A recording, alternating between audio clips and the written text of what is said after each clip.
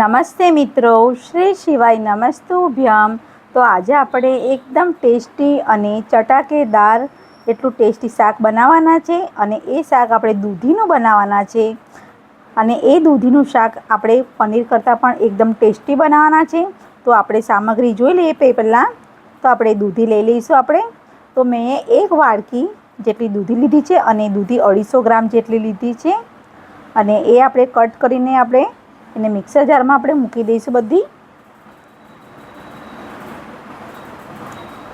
તો આપણે દૂધી અંદર બધી ઉમેરી લેવાની છે.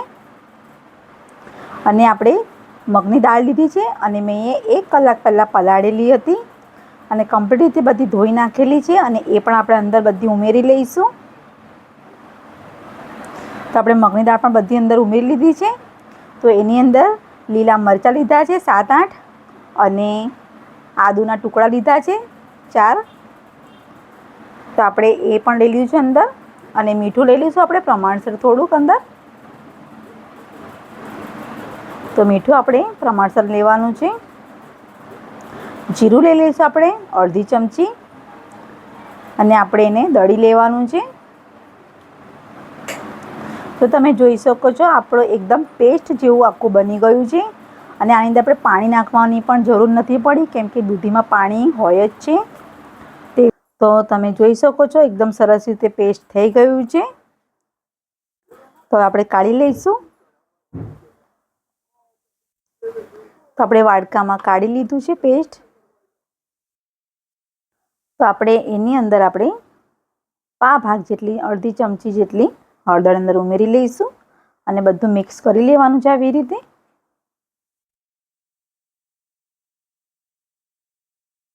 અને એની અંદર આપણે થોડું તેલ અંદર ઉમેરી લઈશું. તો 2 ચમચી જેટલું તેલ અંદર ઉમેર્યું છે. અને બરાબર આપણે 5 મિનિટ સુધી આવી રીતે આપણે ફીણી લેવાનું છે એને.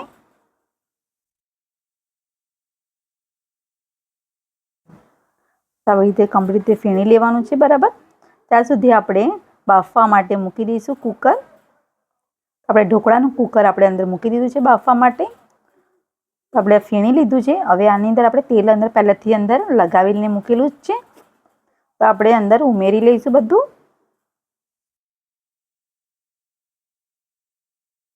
આ રીતે બરાબર ચમચીના મદદથી આપણે પાથરી લઈશું આવી રીતે. તો બરાબર આપણે બધું પાથરી લીધું છે સારી રીતે. તો હવે આપણે એને 10-15 મિનિટ માટે આપણે ઢાંકી દઈશું. અને હવે આપણે બાજુમાં કઢાઈ મૂકી દઈશું અને સાથે સાથે આપણે વઘાર કરવાનો છે શાકનો. તો આપણે તેલ અંદર ઉમેરી લેવાનું છે. અને એની અંદર લાલ મરચું, તમાલપત્ર, તજ અને લવિંગ લીધી છે. એ આપણે બધું અંદર ઉમેરી લઈશું આપણે.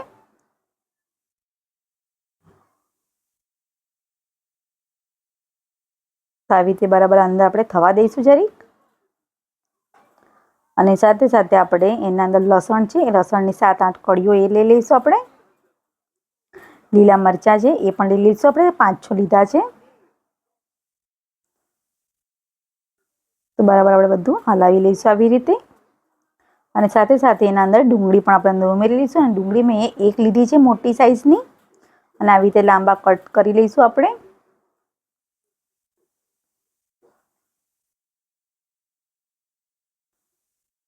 અને થોડું આપણે મીઠું લઈ લઈશું પહેલાં આપણે અંદર. તો મીઠું આપણે પ્રમાણસર અંદર ઉમેરી લઈશું પહેલાં. અને બધું મિક્સ કરી લઈશું. અને આપણે એને 2 મિનિટ આપણે થવા દઈશું. અને હવે આપણે ટામેટાં પણ અંદર ઉમેરી લેવાના છે. અને ટામેટાં પણ મેં 1 મોટું ટામેટું લીધું છે. અને એ પણ આવી રીતે મોટું કટ કરી લેવાનું છે આવી રીતે.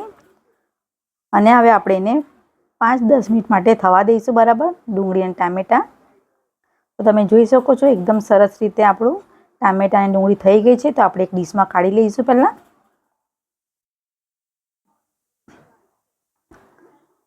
અને આપણે ત્યાં સુધી આપણે જોઈ લઈએ આપણે દૂધીનું આપણું ખીરું જે રેડી કર્યું છે એ બફાઈ ગયું છે. તો તમે જોઈ શકો છો એકદમ સરસ રીતે બફાઈ ગયું છે. તો આપણે કાઢી લઈશું એને. અને આપણે આ ઠંડુ થઈ ગયું છે. તો આપણે એને મિક્સર જારમાં લઈ લઈશું.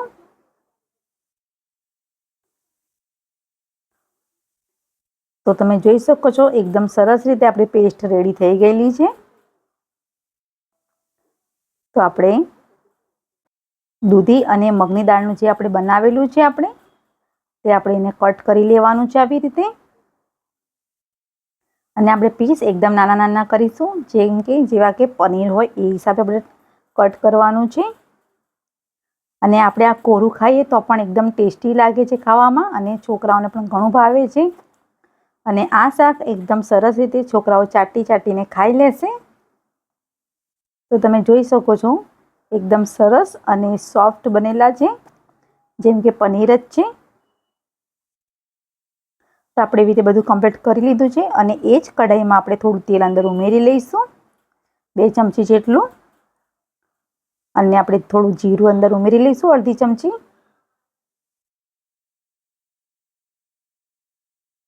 જીરું થાય એટલે આપણે એના અંદર અડધી ચમચી હિંગ અંદર ઉમેરી લઈશું. સાથે સાથે આપણે જે પેસ્ટ બનાવેલી છે એ આખી ગ્રેવી એ આપણે અંદર લઈ લઈશું અંદર. અને બરાબર એને આપણે આ રીતે થવા દેવાનું છે.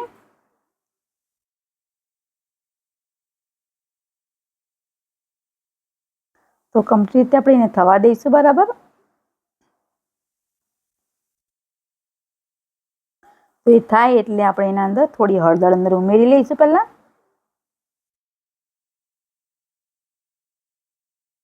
અને લાલ મરચું છે એ આપણે 2 ચમચી જેટલું લઈ લઈશું આપણે અંદર.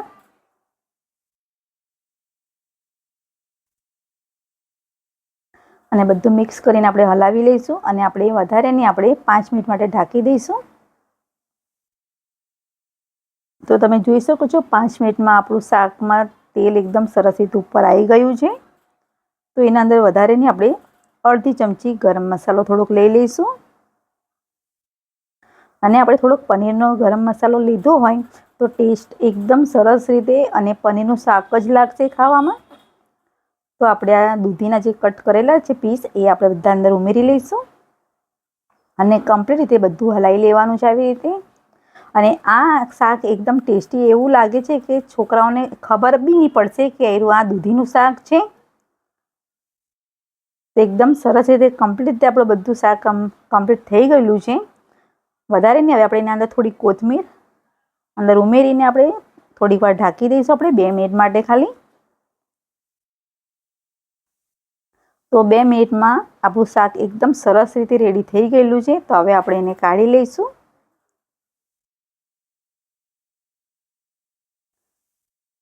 તો કોઈને જ એવું ખ્યાલ નહીં આવશે કે આ પનીરનું શાક નથી. અને જો તમને મારો વિડીયો પસંદ આવ્યો હોય તો પ્લીઝ લાઈક કરજો, શેર કરજો અને ખાસ કરીને સબસ્ક્રાઈબ કરવાનું ભૂલતા નહીં. Thank you.